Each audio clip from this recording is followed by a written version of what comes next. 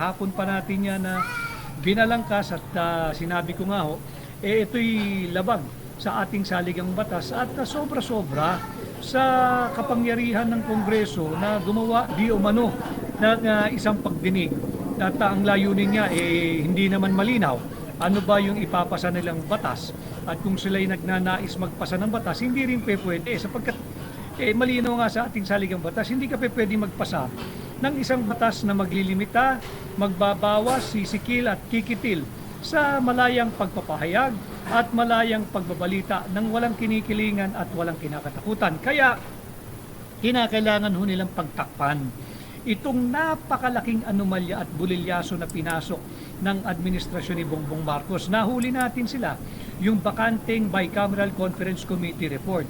Ano ngayon ang pantakip nila? Kahapon po kasi ay ginawa din yung oral argument nung nauna ng kaso, yung sa PhilHealth, yung TRO. At mismo kahapon, yung isang mahistrado ng Korte Suprema, si Justice Amy Javier Lazaro, ay napuna yung habang sila po ay nag-oral argument, sinabi niya na base sa kanyang nakitang COA report, hindi totoo na labis-labis ang pera ng PhilHealth. In fact, Supreme Court Justice na po nagbalangkas nito at nagsabi nito yung hawak niyang Commission on Audit Report ay pinapakita doon na bangkarote ang PhilHealth at least for the past 3 years, 21, 22, and 23. Bangkarote. In fact, she even mentioned na yung actuarial estimate ng COA doon sa pondo ng PhilHealth ay higit na mababa. Therefore, nagsisinungaling ang administrasyon ni Bongbong Marcos na higit at sobra ang pera ng PhilHealth. Mismong justice na po ng Korte Suprema ang nagsabi niyan.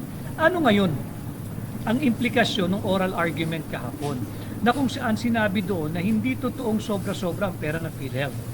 The clear implication of that, dito sa ating isinampang kaso, yung unconstitutionality ng 2025 budget, higit pong maiipit ang Marcos administration. Bakit?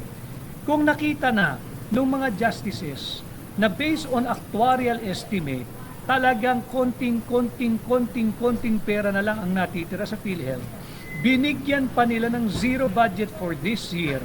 Isa po yan sa ating grounds.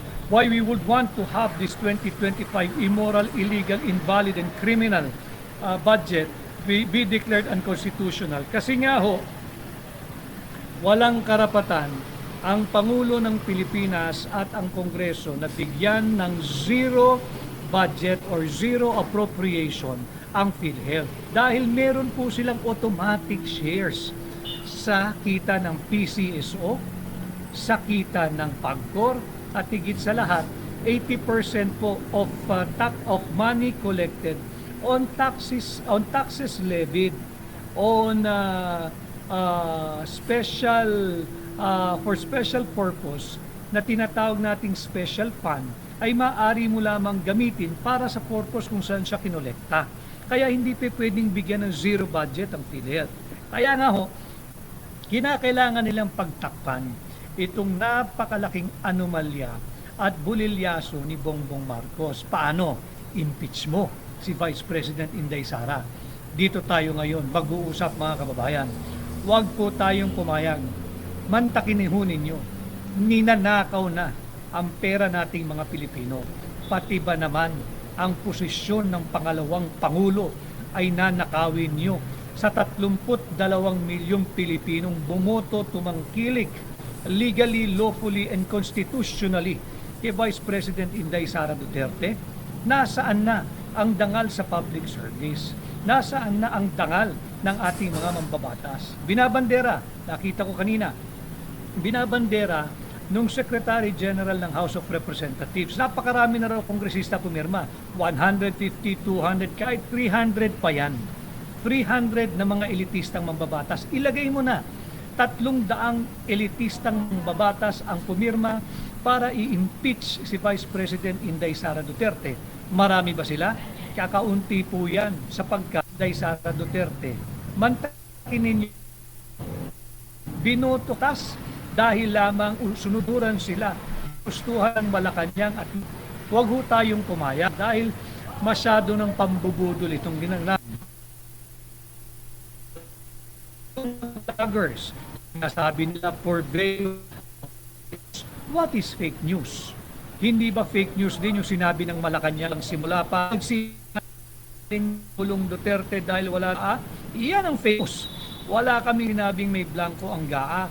Ang sinabi namin hanggang sa Korte Suprema, ang blanco ay yung bicameral conference committee report, tipikado, aprobado, pirmado at inihain din sa House of Representatives Bills and Index Service. Fake news daw, sabi rin ng Malacanang, blanco yung GAA at emphatically that there are no blanks in the GAA. Why? Na pag-aaralan at pag-iigahan, nakafocus na lang ho tayo.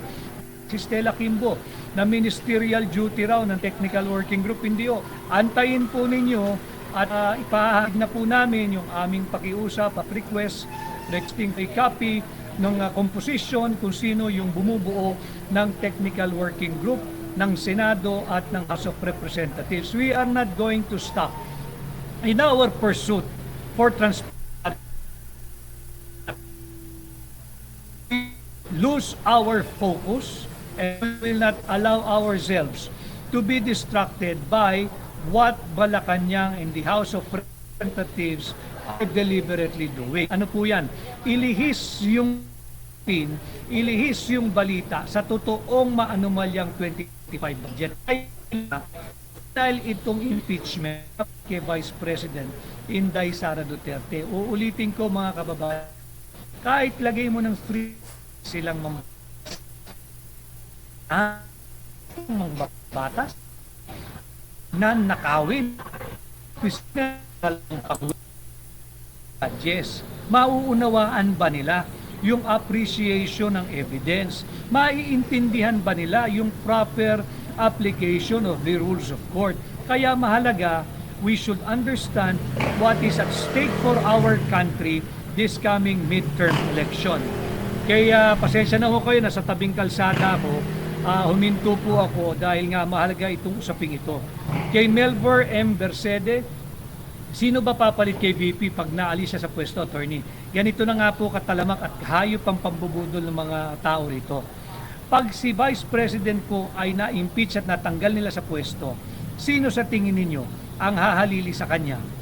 Ang pagkukuhaan po ng papalit sa kanya, kung hindi sa Senado, ay sa Kongreso. Wala naman silang ilalagay na magmumula sa Senado eh. Kukuha yan sa Kongreso. So sino sa tingin ninyo ang kukunin nila sa Kongreso? Ang aking hula, titingnan nila. Si Martin Romualdez, baka pwede maging vice-presidente. Titingnan nila. Yung anak ni Bongbong Marcos, pwede maging vice-presidente. Dahil ang requirement lang naman ay miyembro ng Kongreso. Kung ito'y galing sa Senado o kailangan sa mababang kapulungan. But we should not even reach that point. We have to defend and protect the sacred mandate of the Filipino people. Yung 32 million Filipinos na bumoto kay Inday Sara Duterte, ngayon ang panahon na kayong lahat ay kumilos, mag-ingay, iparinig ang inyong tinig. Labanan natin itong lantaran wholesale na pangbubutol na ginagawa sa atin. Ulitin ko, babalik ko lang kayo sa sentro ng mga usapin.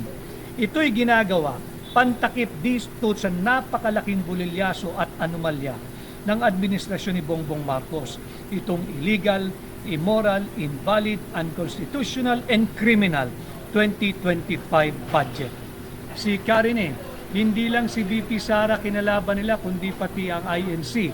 Well, hindi ho kasi ako miyembro ng Iglesia ni Cristo. Marami tayong kaibigan dyan, but I hope you understand, wala po tayong karapatang magsalita on behalf of our friends and brothers and sisters who are members of the Iglesia ni Cristo. But yes, I understand yung point ni Karen na kaya nga lumabas at nagpakita ng puwersa ang mga miyembro ng INC at iba't iba pa na sumali rin at necessarily INC dahil ayaw nga nila na nagkakawatak-watak ang ating bansa dahil lang sa maagang pamumulitika ng isang taong nangangarap maging Pangulo na kahit wala siyang kapana-panalo.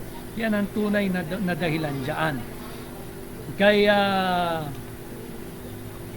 Kay Angela, maganda yon Angela. People's Power, marami hong pamaraan ng pagpapakita ng People's Power. Mag-ingay po kayo sa inyong iba't ibang social media sites. Makiisa po kayo, panloloko po ito.